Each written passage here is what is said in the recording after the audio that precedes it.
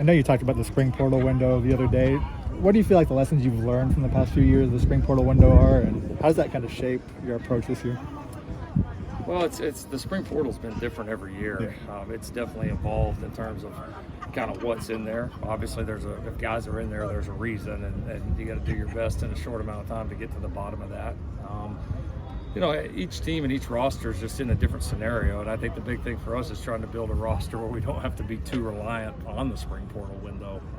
And I, certainly feel like there's less needs on this football team than maybe in some of the years past when we got to this point. So it doesn't mean that there won't be some good fits out there. There probably will be, and we'll sort through those. But I think the majority of our football team is either here or already signed to be here, and they'll be here in June. It was this time a year ago we started hearing buzz about Marcelus Williams. How was he developed over this last year, and how much is he in the mix for a real role? Oh, he's right in the middle of it. I mean, without a question. I mean, with all the guys that we lost at corner, I mean, there's some real position battles and some real opportunities right now. He did. He had a really good spring last year. He had a solid camp too. Some of the other guys kind of stepped up and were just a little bit ahead of him. But it was a great fall for him. He was able to develop physically, which is probably the biggest thing for him. He had to put on weight. He had to put on strength, and then learn to be able to use that and play a little bit more physical, a little more sturdy. And that's happened. And so he's always a smart kid. He's a guy that's always in position. And I just see more pop, more physicality, just more kind of confidence athletically right now. But yeah, he's certainly right in the middle of it. Coach, in what ways have you seen Jacobe Lane mature this offseason? I think some of the older receivers in the room are gone now.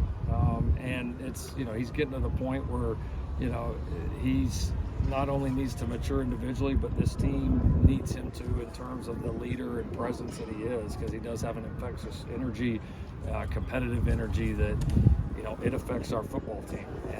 And so I think, he's got some big goals for this team, and he wants to be a leader, and he wants to be somebody that this team can count on each and every day.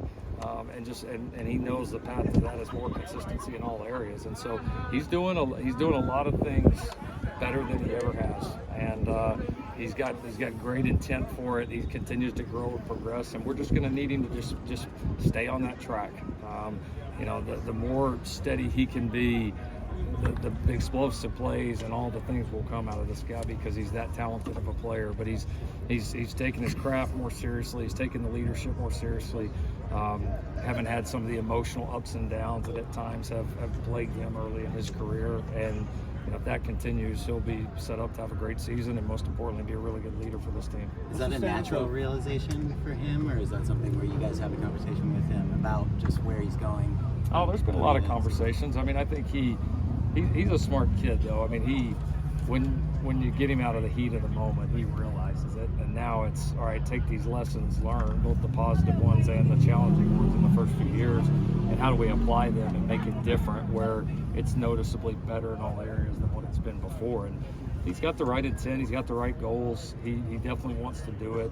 And I think the relationship's built just over the last few years with Jacobe and the other staff members here in this building. I think we have a lot of people that can get to him, and if he's not, if he's starting to veer off, that can help him get back on track. But he's had a really good spring so far. It's been a really good presence for our team consistently day in and day out.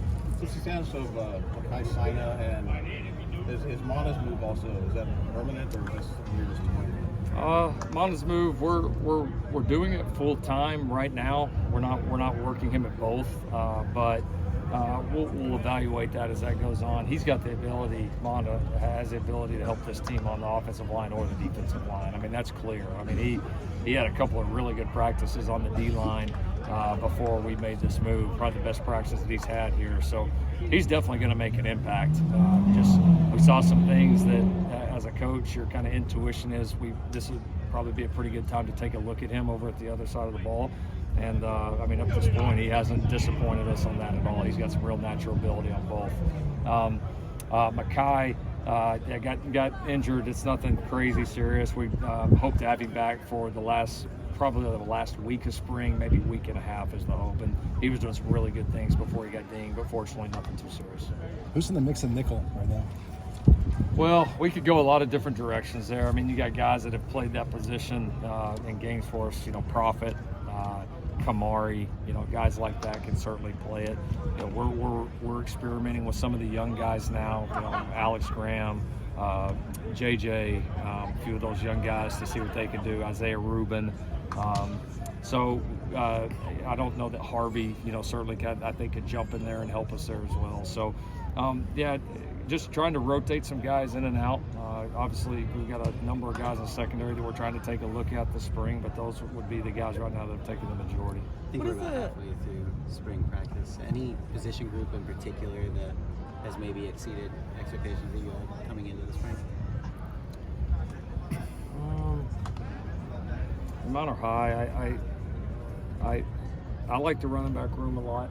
I really like the running back room a lot. That's a good group. Those guys are working well together. Coach Jones has done an outstanding job with that group and some kind of varying skill sets that I think that could be the most effective room that we've had in the years we've been here, based on what I've seen on the field at this point. What's the addition of a corners coach done for the secondary and the defense? Well, it's just, I think, added another set of eyes, another professional there in terms of when you break guys up on the field or when you break guys up in the meeting room.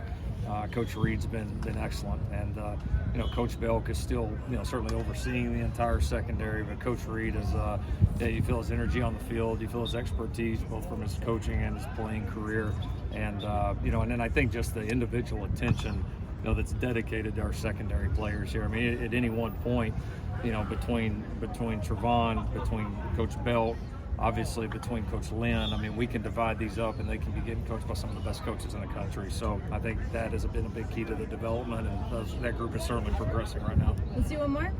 If Christian Pierce and Bishop and Kamari end up being like 3 of your 5 best DBs, would you be comfortable playing some more 3 safeties as opposed to like a nickel or anything? Yeah, because I mean sometimes it's a body type like that anyways, and several of those guys give us some position flex. So I mean, at the end of the day, we want to have our, if we're in a 5 defensive back package, we want to have the best players out there. And fortunately, again, we've got guys that know our system and some guys that have experience in position flex that I think will allow us to get that done. Thank you, Coach.